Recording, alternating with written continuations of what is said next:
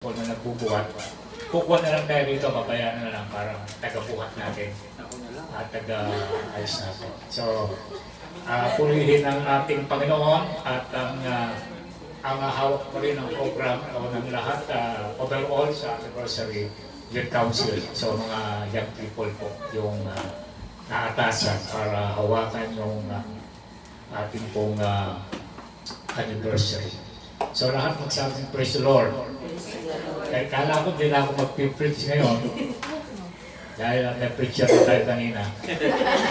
So salamat sa ating Diyos na buhay. So napakaganda po niya, no? Ang bawat isa sa atin ay nakapagbigay ng encouragement upang sa ganun ay magpalakasan tayo at ano na tayo, yung masanay na tayo every time na tayo po nahinga na mag-share ng gospel ay nakahanda na tayo.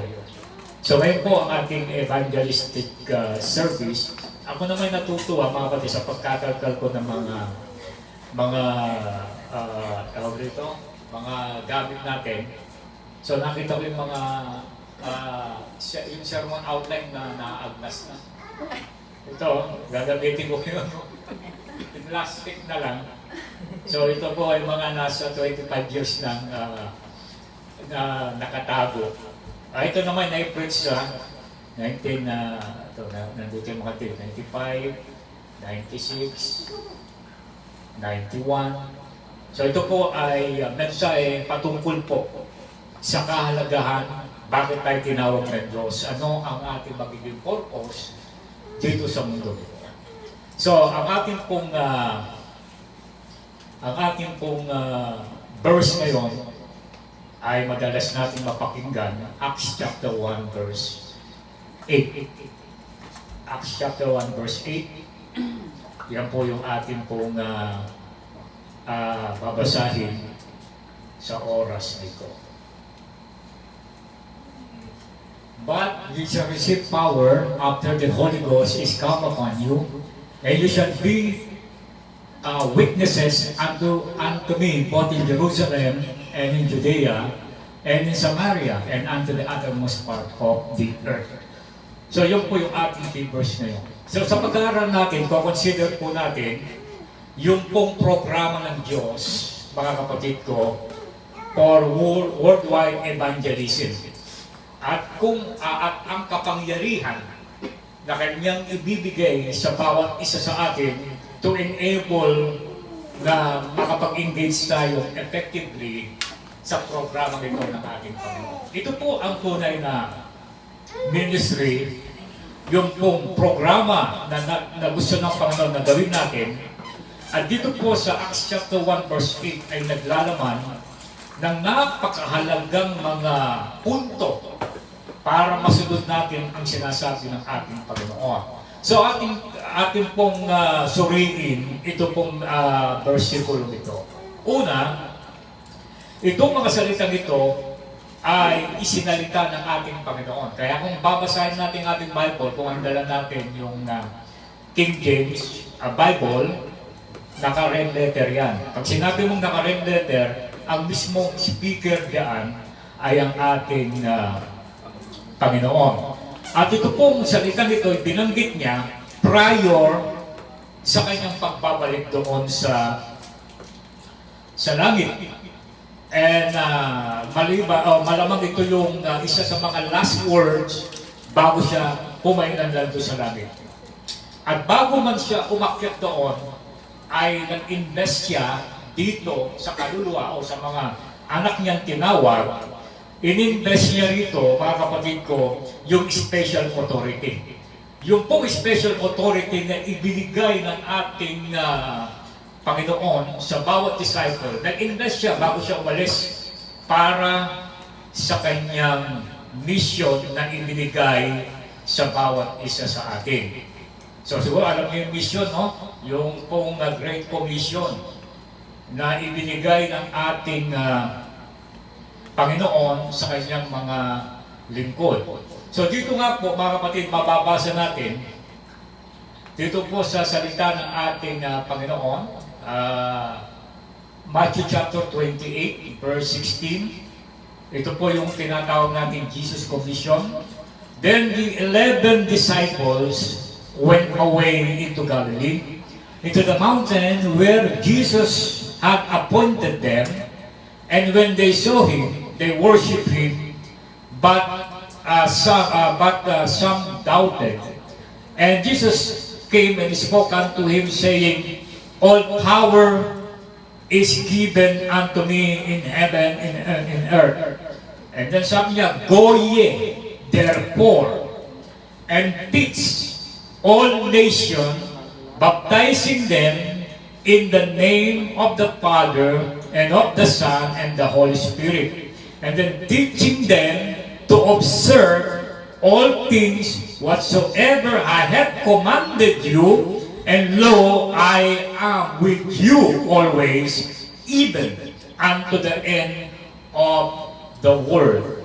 So, yun po ang ininvest niya sa bawat isa sa atin. Bago siya umakyat, nagbigay siya ng Great Commission na gagawin natin, na atin pong gagawin at ating tutuparin, dahil ito po yung sinabi niya, utos niya. Dito po sa Matthew chapter 28 verse 18 to 20. Then the words unfold yung divine plan for spreading the gospel. Para ating ikalat ang mabuting balita. Ito po yung blueprint from heaven for the world evangelism. Yung method ng Panginoon dito, spreading the gospel, ito po ay sa bawat isa. Ano ang sinabi niya? Balik mo rito yung ating key verse, Genesis. Ano ang sinabi niya rito ang method na napakahalaga na gagawin natin? Ito po ay talagang malaking trabaho. Ano ang sinabi ng Panginoon? Ayan.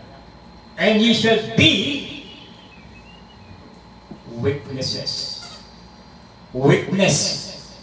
Ano ang ating pagiging saksi? Papatotoo natin kung paano tayo binago ng Diyos. Papatotoo natin kung gaano ang pag-ibig ng Diyos sa buong mundo na ibinigay niya ang kanyang anak upang tayo po ay tubusin sa ating mga kasalanan. So yun po yung trabaho, witness. At yung salita nito, sinabi nga, were spoken to a few ordinary people, yung mga kausap niya, kanyang mga disciple, and was spoken to handful and quite ordinary people.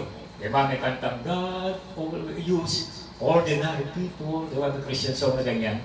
Ordinary mga tao ang ginamit ng ating Panginoon na mag-witness, hindi ang sinuman, kundi ordinary people. Nakaharap niya ang mga, yung tinatawag nating tinawag ng ating Panginoon. So kung atin titignan, mga kapatid ko, dito po sa, i-trust mo rin yan, Brother Genesis, sa Acts chapter 4 verse 13, ng salita ng ating Panginoon, atin pong makikita, napakaganda sa Acts 4:13 na sinabi ng ating Panginoon.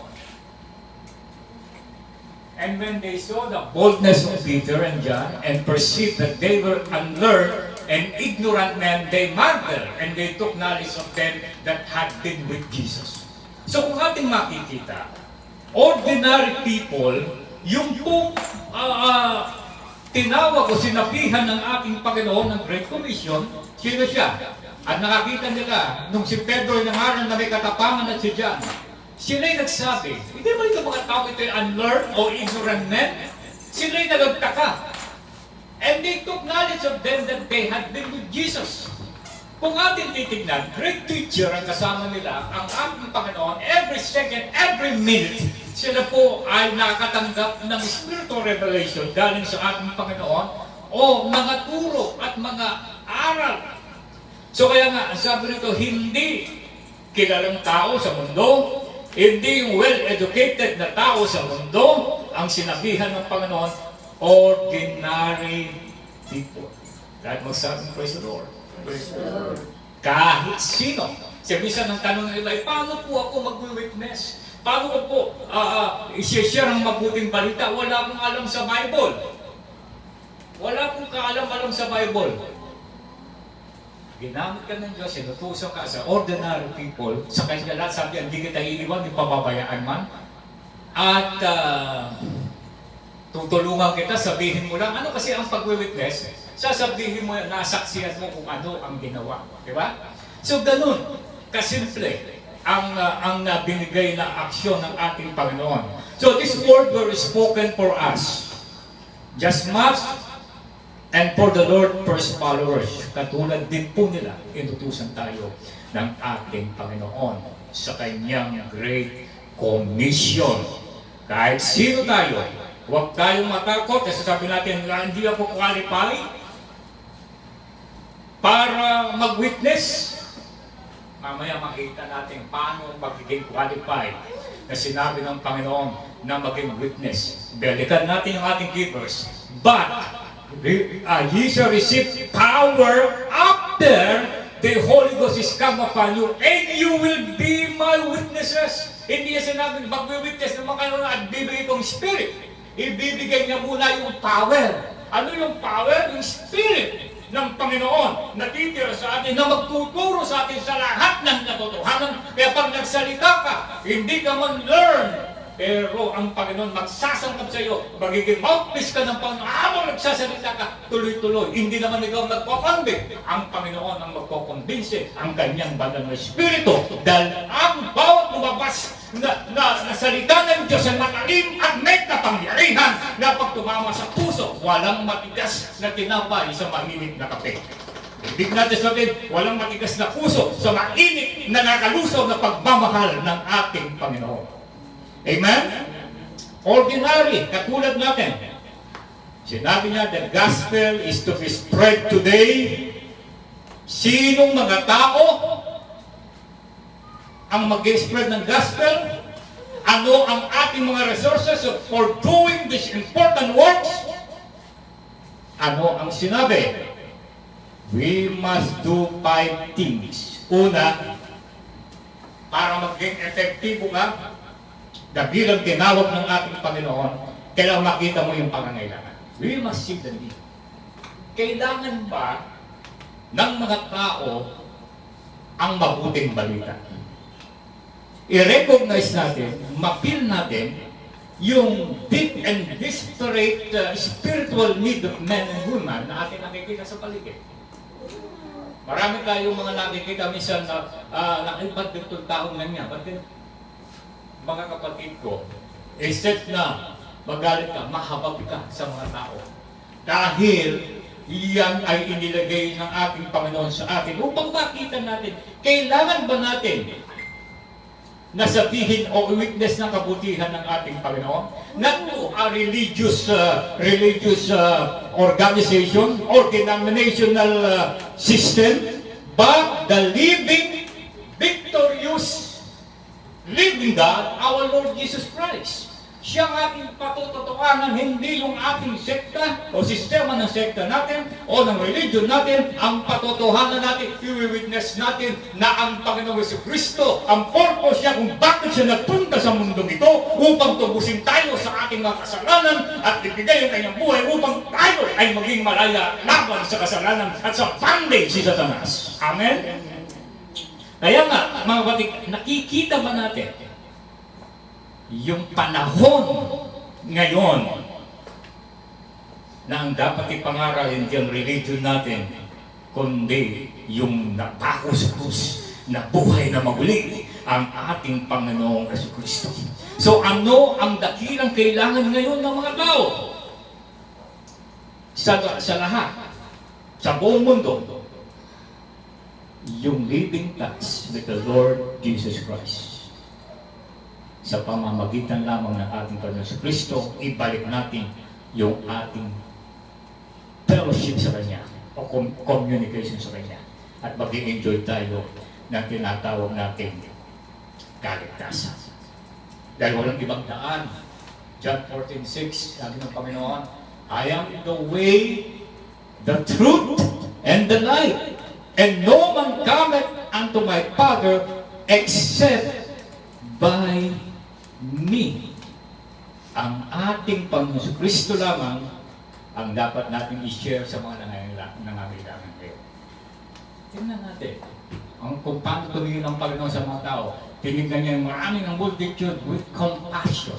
Sa ating magkaroon tayo ng ganon. Ang sabi nga, sa mga panahon ito, yung tinatawag nating evangelism ministry, evangelism program, minsan nawawala na, nakakalimutan na. Ngayon, mga kapitandaan po natin, yan original na utos sa atin ng ating Panginoon, yung Great Commission, evangelism, to evangelize the world, at ipangaral ang ating Panginoon Kristo na wala ng iba.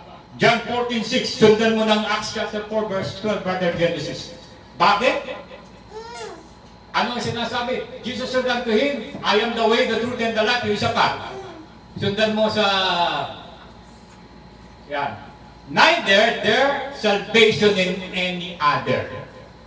For there is none other name under heaven given among men whereby we must be saved. Walang ibang pangalan sa silong ng langit na usong binigay sa tao para ikaliligtas nila. Ito ang pangalan ng Panginoon.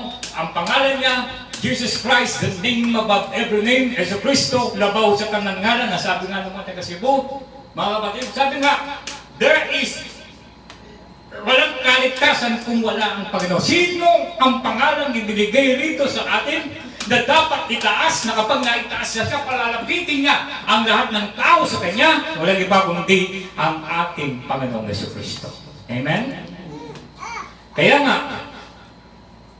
hindi lang po ito yung kailangan ng mga tao. Sa Acts 1:8, but kailangan ng witness. Nakita natin, kailangan si Kristo ang daan, si Kristo ang katotohanan. So alam natin ang purpose. Ngayon, ang tanong, sino ang magsasabi? So kailangan may witness. Amen? And those of us na nakilala natin ang Panginoon, kilala natin siya, at sabihin natin siyang patungkol sa Kanya. Mag-witness tayo. Amen. Gusto natin maligtas mga tao. Ngayon, sa atin, anong commission binigay sa atin ng ating Panginoon?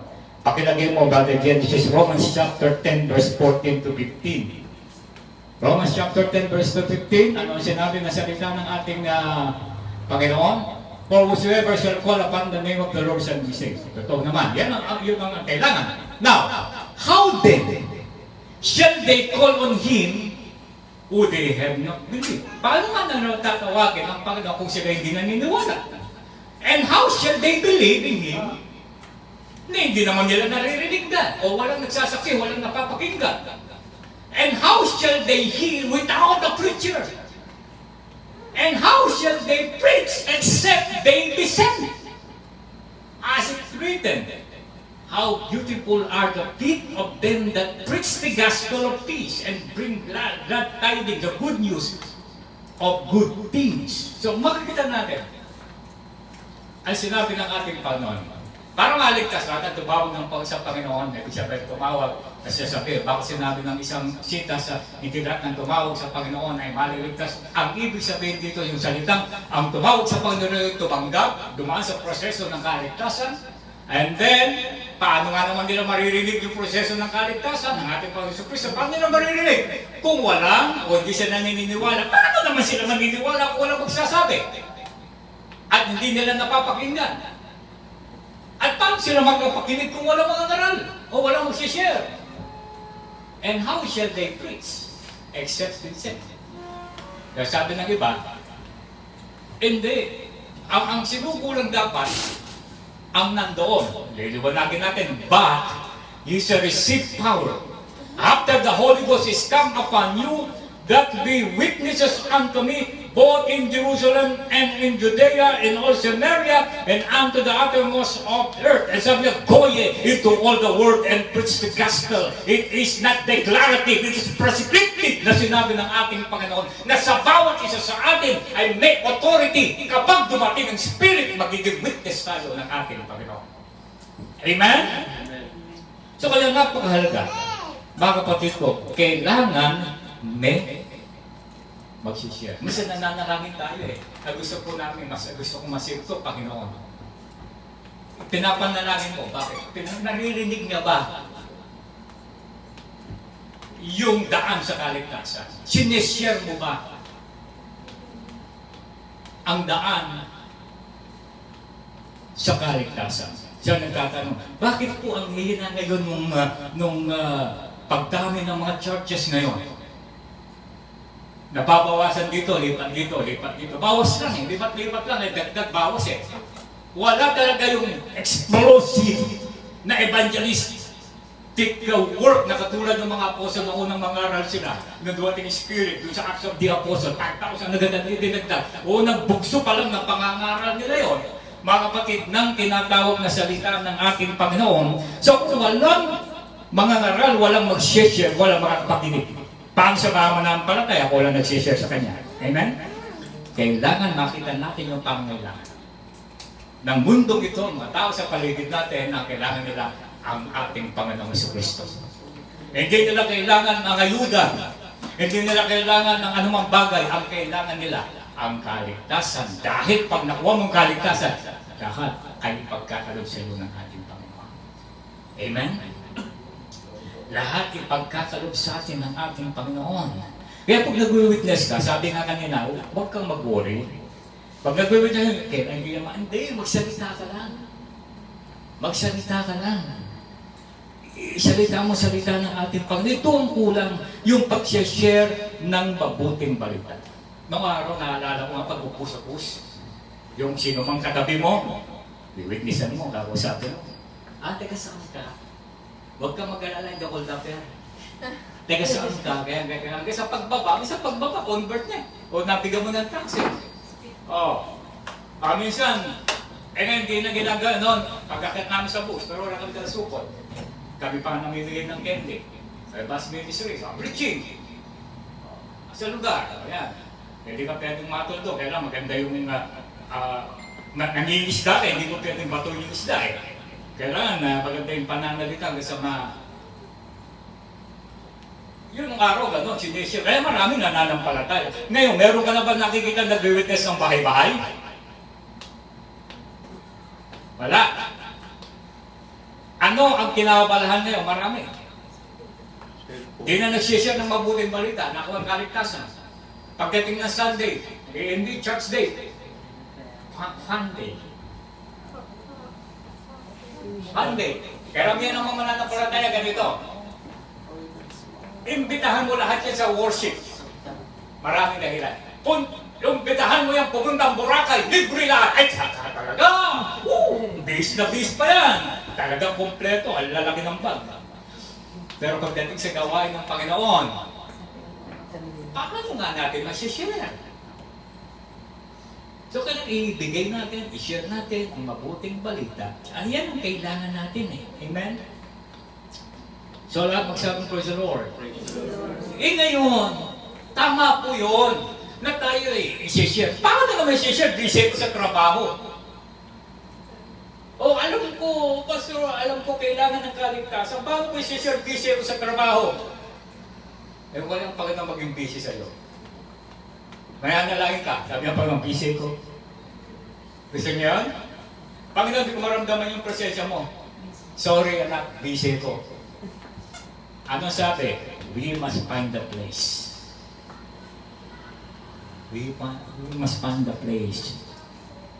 Witnessing was to begin, nakita natin in Jerusalem. And then move out to Judea and Samaria. And then farther out, still until the gospel was proclaimed through the whole world. Ang punto rito mga kapatid, ikaw, mag-witness sa kanya kahit saan ka mapunta. Anong sinabi, mga kapatid ko? Are you in the place where God wants you? Kung ikaw ay nasa shop, doon ka nilagay as a witness. Kung ikaw ay nasa factory, doon ka nilagay as a witness. Diba? Tignan mo naman sa mga trabaho. Sample ko sa Yoli. Pero na-witnessan niya yung buong jeepney shopping center ng araw. Ng mga, ang bentahan doon, dollar yung bayaran. Diba sa Yoli? Kaya nakapunta kami sa ministry.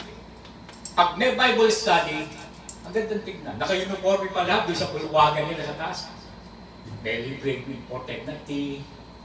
Talagang kompleto, nandun lahat sila, nakikinig silang lahat. At marami naman na-save sa kanila dahil nga doon tayo inilagay. Hindi ako pwede rito.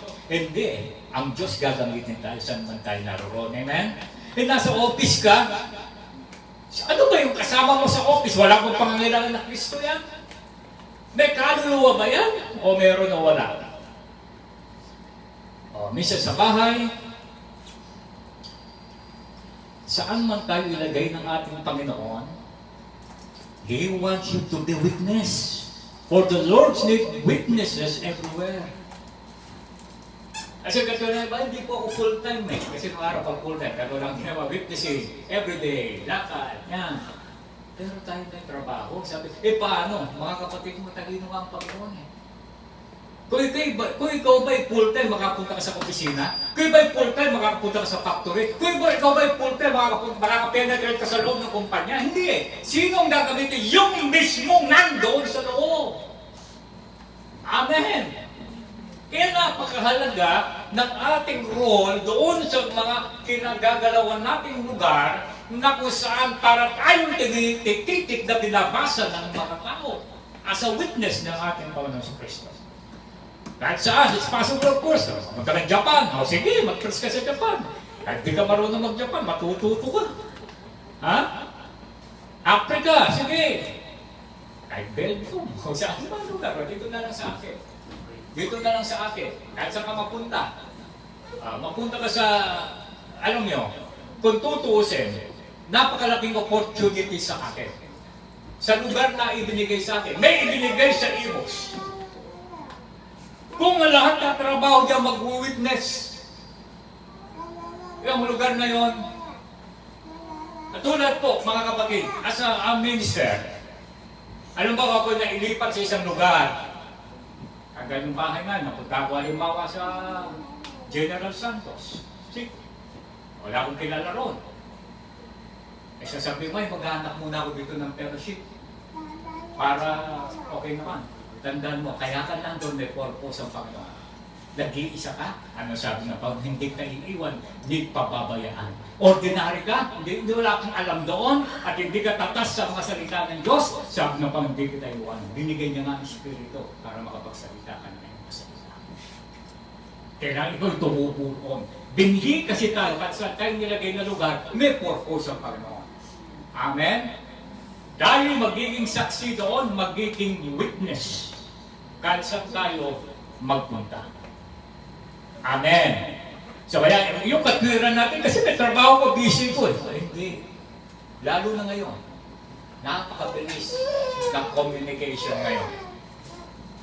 Di ba? Napakabilis ng communication ngayon. Pag message ka, nandun na, di ba mukha na yung sulat. Papadala sa yung sulat. Tapos na lahat bago dumating sa iyo. Ngayon, napakabilis. Ganun din. Kung yung mga apostol ng araw, napakalayo talaga. Yung kanilang mga nilalakbay.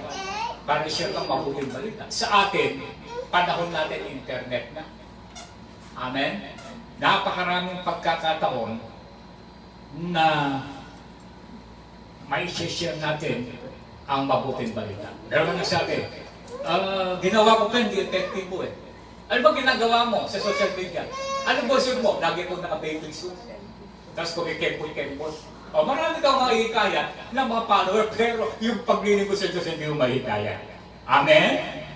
So kahit saan tayo magpunta, doon tayo inilagay ng Panginoon. Huwag natin sabihin, Pastor, kasi po, ako lang po Kristyano doon eh. Ayaw mo yun? Challenge sa'yo para dumami ka. Yung sabi, Pastor, marami na pong Kristyano doon, yung debate abutin mo. Mas maganda, wala pa, para may-share mo ang mabuting balita. Amen.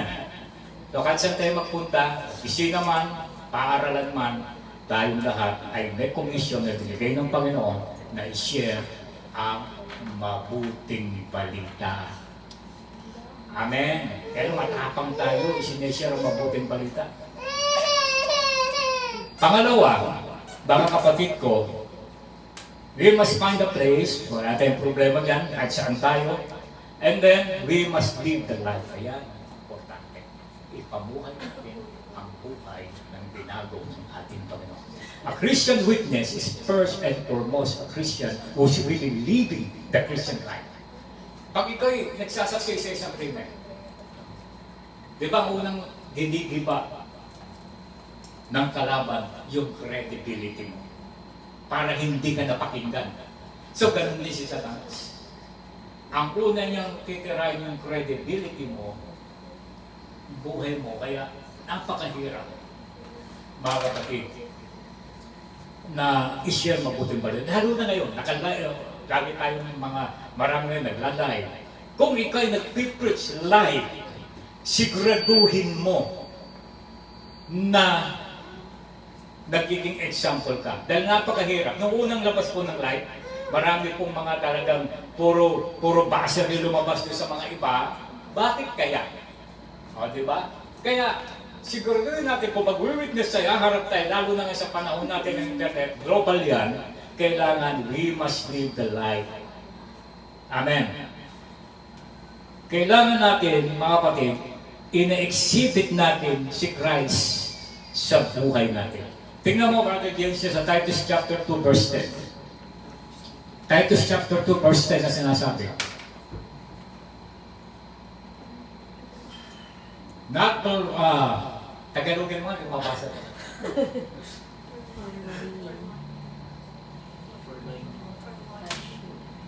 Yun, yung pala yun.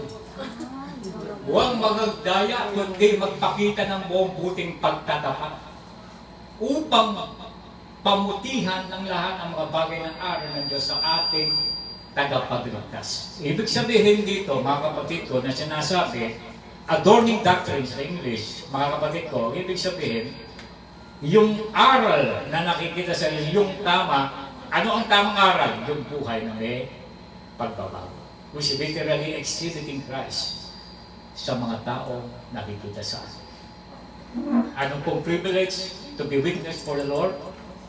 Sabi ng Panginoon, witnesses unto me, sabi nasa natin, perhaps you are the only Christian in your office, but at isang malaking privilege na kayo po ay naging witness ng ating Panginoon. Kaya, maingat tayo. Amen? Para maging effective witness, we must live the life for the greatest setback of the spread the gospel is inconsistent witness ang mangyayari. Mga kapatid, delikado. Kaya, makapag-contribute tayo sa spread ng gospel, maging consistent tayo, radiant tayo, at meron tayong holy lives na ipinamubuhay sa bawat sa atin. Sabi nga ni Pablo, binabasa tayo mga titik ng mga. Ibig sabihin, meron kang authority. Meron kang authority sabihin ng isang bagay kung nakikita sa iyo. O na sila to, authority na save ka. Paano makikita na ikaw ay saved? Ang sabi ng salita ng Diyos, mga kapatid ko, ang bunga o ang puno ay makikilala. Ano ba sabi? Makikilala ang puno sa pamamagitan ng bunga. So kaya napakahalaga po dito. We must live the life. Consistent, holy, Christian lives. Napakahalaga po dito. Pag sinabing holy, sa harapan ng Diyos, mga kapatid ko, hindi naman ibig sabihin perfect, kundi sumusunod sa kanyang mga kalooban. At hindi naman makikita yun sa pananamit, hindi naman makikita sa buhok, hindi pa makikita yun, mga kapatid, sa uri ng buhay mo at pananalita mo. Kasi kung ano narin sa loob, yun din ang lumalabas sa labas. Kung ano, reflection sa labas, yun din ang makikita sa loob. Ibig sabihin, we must live the life. May tinatawag na pagbabago. Lahat magsabing praise the Lord. Siyempre, ngayon, di meron ka ng authority. Nakita siya, doon, dito, kasenggo. Ngayon, ano na? Ay, dati ito ay babaero, ngayon iba na. Ay, dati ito ay mahilig magmarites. Ngayon, magmarisol. Ngayon, iba na. Nagbago siya. Diyan mga patotoo. Dati ito sama ng ugali. Ngayon, iba na. Gumanda na ugali. O, di ba? Ito dati supladito. Ngayon, ay napakaamo na. para hindi makabasa ng pinggan. Ano ganun ba? So, ngayon, okay na. Ito na. May authority ka na. So, we must speak the word. What is necessary to live a consistent life? If we are to witness for the Lord, it is necessary that our lips should be available to Him and should be ready to speak for Him. Verbal. Sabihin na natin ang salita ng Diyos. No problem, di ba? About this matter of speaking. Dahil ang speaking ay ginagawa ng bawat isa sa atin. Wala kong makita hindi pagkagising mo sa umaga, mayroon mo salitaan. Amen?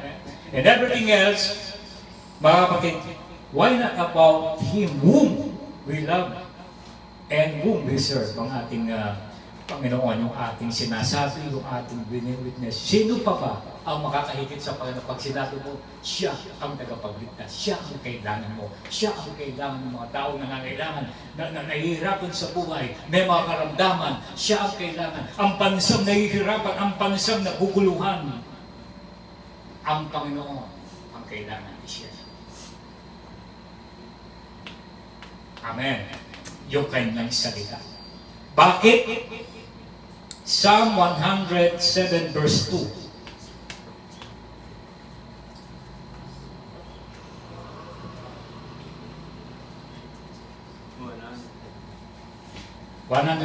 verse 2.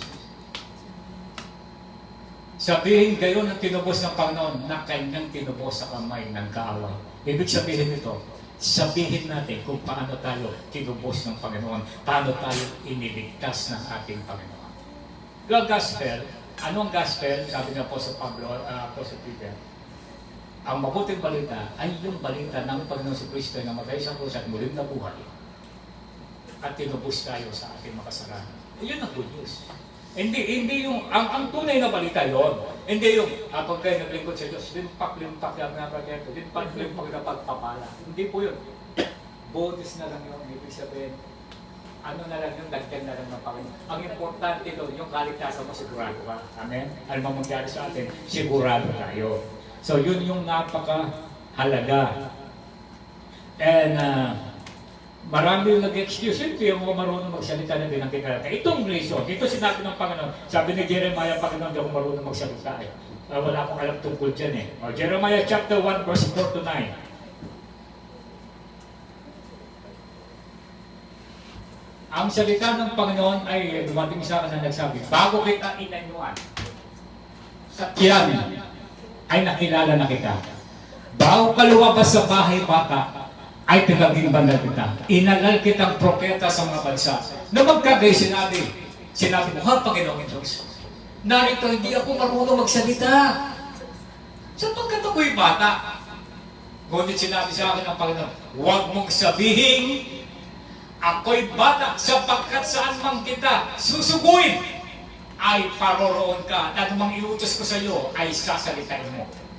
Sino nagpapasalita sa atin? Ang Panginoon. Huwag kang matakot dahil sa kanila sapagkat ako'y sumasayo upang iligtas kita, sabi ng Panginoon. O, bakit tayo maiyak magsalita? I-share ang mabuting balita, i-share ang buhay natin kung paano binago ng Panginoon. Ito. Katulad ni Jeremiah noon na nagre-reklamo, marami din ngayon eh. Hindi mo marunong eh, hindi mo sabi na huwag kang mag-alala, ako'y sumasayo, ililigtas kita, sabi ng Panginoon. Magkagay inunat ng Panginoon ang kanyang kamay at inipo ang aking bibig. At sinabi sa akin ng Panginoon, narito yung nilagay ko ang aking mga salita sa iyong bibig. Hindi ating sariling lakas, hindi ating sariling karunungan, ang Diyos ang magsasangkap sa atin upang sabihin natin ang mabuting balita. Yan. Amen?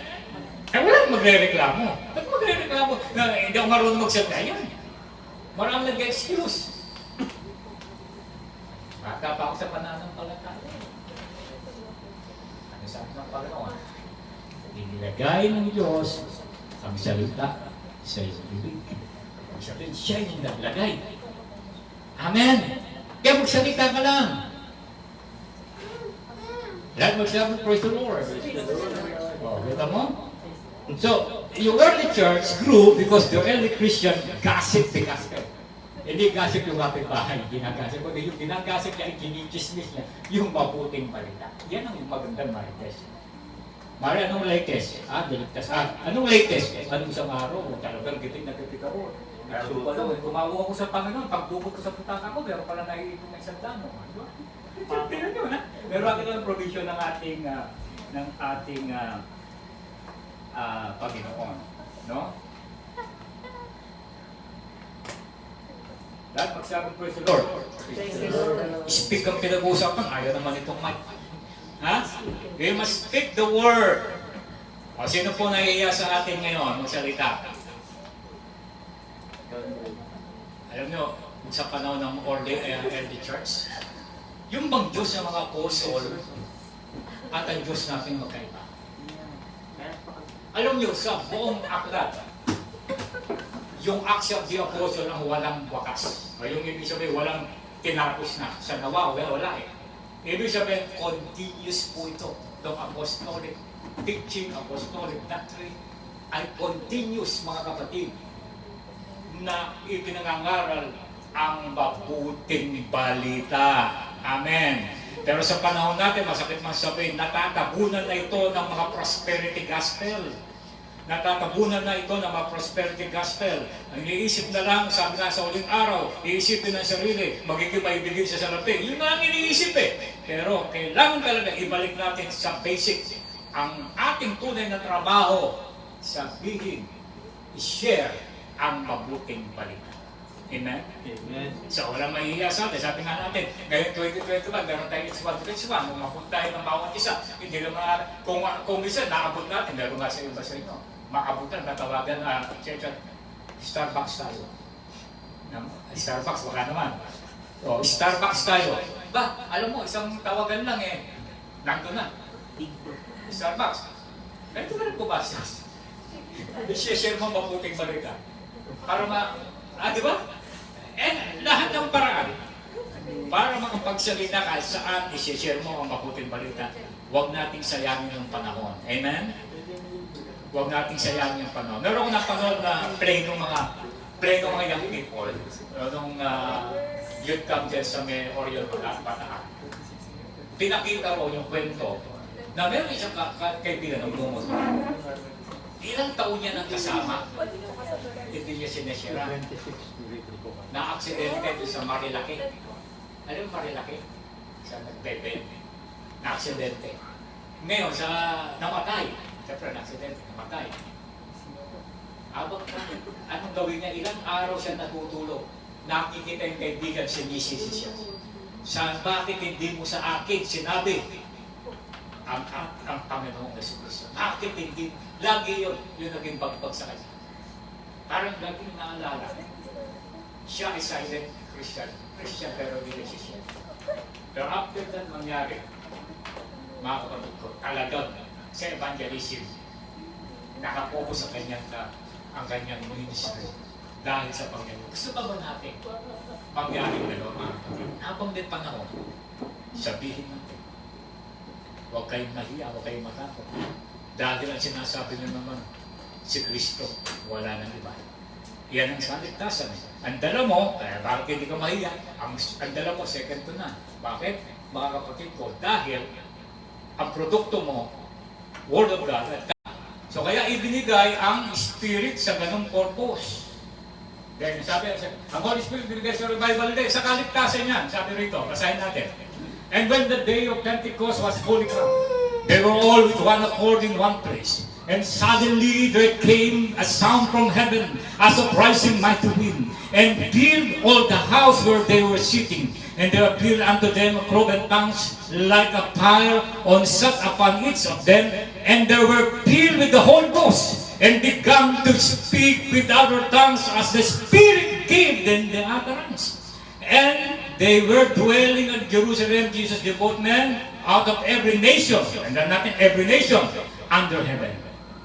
Now when this was noise abroad and multitude came together, were confounded, because every man heard them speak in his own language. Hindi stuttering. His own language, langwahe na ginagamit ng baon ng bansa. Di ba? Maliwanag? Mama! Mama! Ayaw tulad noon, salitang Kastila yun, mama. Behold, mga kapatid, sabi nila, and they were all amazed and marveled, saying one to another, behold, are not all these speak Galileans? And how here, we every man is own language tongues, where we were born? Ba't nila nagagamit yung salitang na native tongue natin, na kung saan tayo sinilang na hindi naman nila inaral? Power of the Holy Spirit. Parang lumaganap ang mabuting balita. Amen!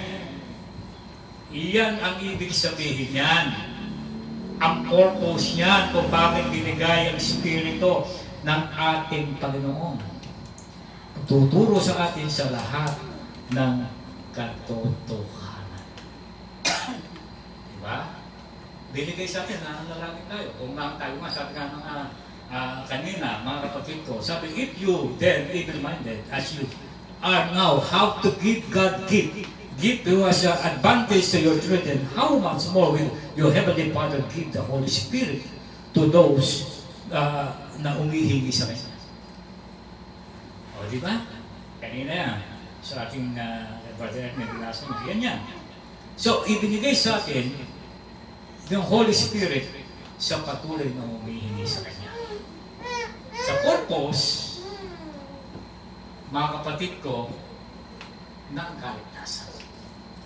Lahat magsabing praise the Lord. Kasi nililiwanag po natin yan, biblical context yung ating binabasa, hindi yung hindi naiintindihan. Ay sa Orion, meron din. Yung Orion ng yung tam namin ng araw, ano siya, yung sa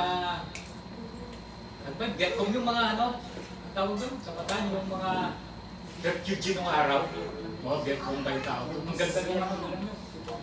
So meron doon, patawag yung preacher, nagano yung anak. May nakikinig kami. Speaking tongue to isip or sali. Sabi, Englishin muli ka, as 40.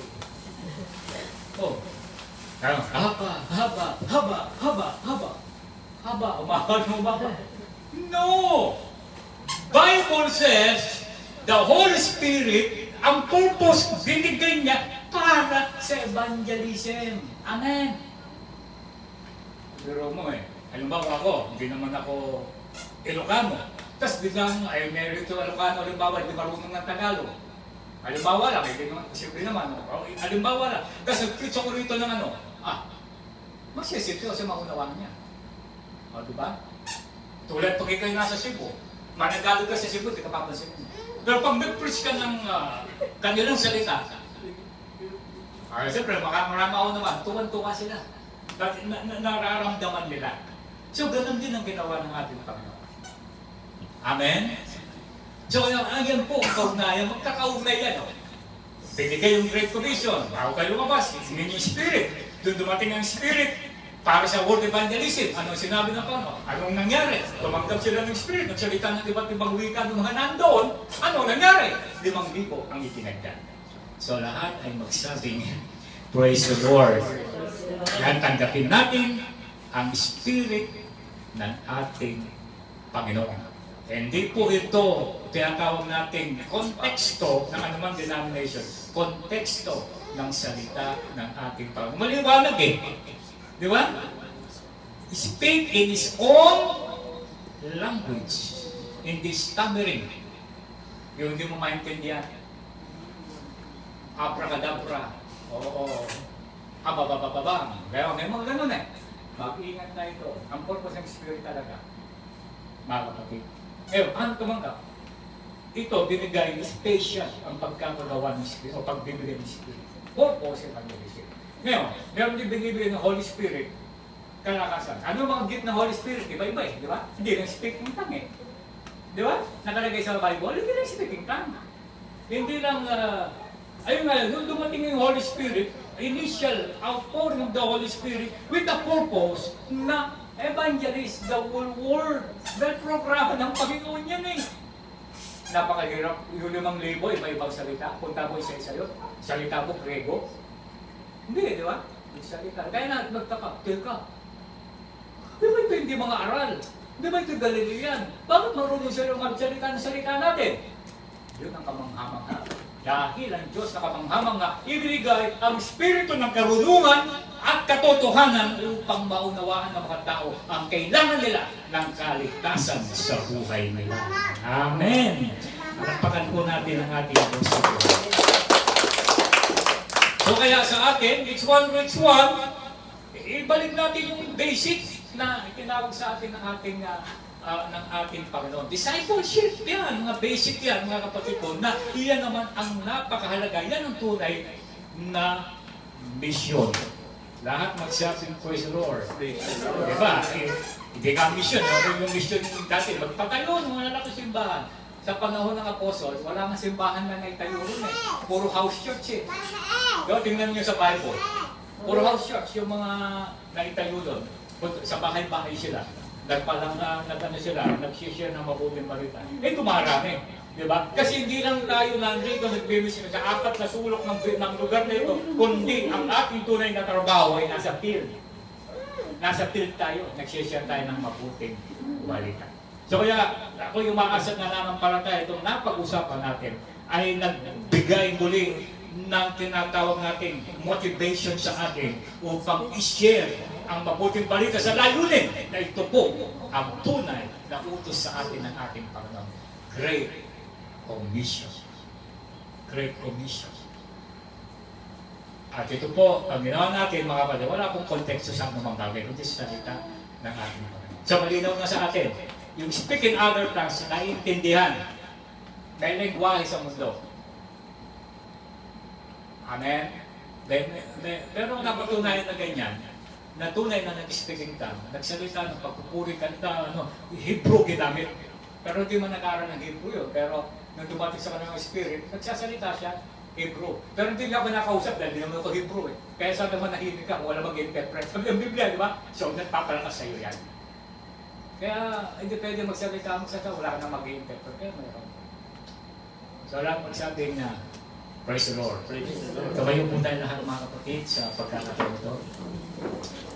Nandiyan po natin,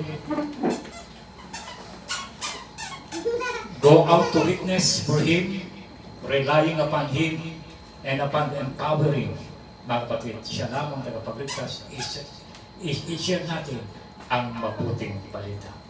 Praise God. Dakila, mahabaging Diyos, salamat po Panginoon. Sa oras na itong binigay mo sa amin naman upang sa ganoon sa aming evangelistic service ay muli na aming maunawaan at muli na aming mabalikan ang mission ng Great Commission na binigay mo. Bago ka pa man lang umakyat sa langit ay binigay mo na yung Panginoon upang sa ganoon ay magpatuloy ay ang yung public ministry dito po sa sanlibutan. Kaya Panginoon, salamat po Ama, dinadalangin namin ng bawat isa na magkaroon ng kurot sa kanilang mga puso ang halaga ng pag-share ng mabuting balita, Panginoon, sa iyong dakila at makapangyarihang pangalan. Ikaw po, God, ang pumilos sa amin, ang iyong banal na Espiritu, na patuloy po kaming gabayan, patuloy kaming turuan, bigyan ng katatagan at lakas sa loob upang maging witness sa katotohanan na ikaw lamang ang tagapagligtas, wala nang iba. Purihin ka, Panginoon, in Jesus' name. Amen. Palakpakan po natin ang ating Panginoon. At announcement ko, meron po tayong Youth Council meeting this coming 19, no? Sunday? Next Sunday. 19, pag-usapan natin yung anniversary. No? Yun po ang hawak niya. So, sa bawat major activities, young people po yung ating binibigyan ng task para mas suwabe, mabilis ang trabaho. So, purihin po ang ating Panginoon. Ngayon ay mag-dedicate tayo ng gamit. I-dedicate natin bagong dating na red carpet. No? At bagong paminggalan. Tama ba? Paminggalan. So, ibig sabihin, darami tingnan natin, darami na membro natin. So, dakilat mga maging Diyos, salamat po Panginoon sa iyong patubay. Narito po ang bago naming wall time at ang paminggalan Panginoon. Salamat po sa kamay na nakapagbigay dito. Pagpalay mo po sila buong pamilya sa pamamagitan ng iyong kalooban in Jesus' name. Panginoon, ganoon din po, Ama, ay amin pong idinedicate sa iyo, Panginoon, ang Bible na ito na amin pong gagamitin sa pangangaral, Panginoon. Ikaw po patuloy na kumilos at gamitin ito mightily sa pamamagitan ng iyong kalooban. In Jesus' name, Amen. So, purihin ang Panginoon ito, yung binabanggit kong Bible to. So, matagal na natin pangarap kasi mahal. Pero salamat sa Panginoon na buwan natin at talagang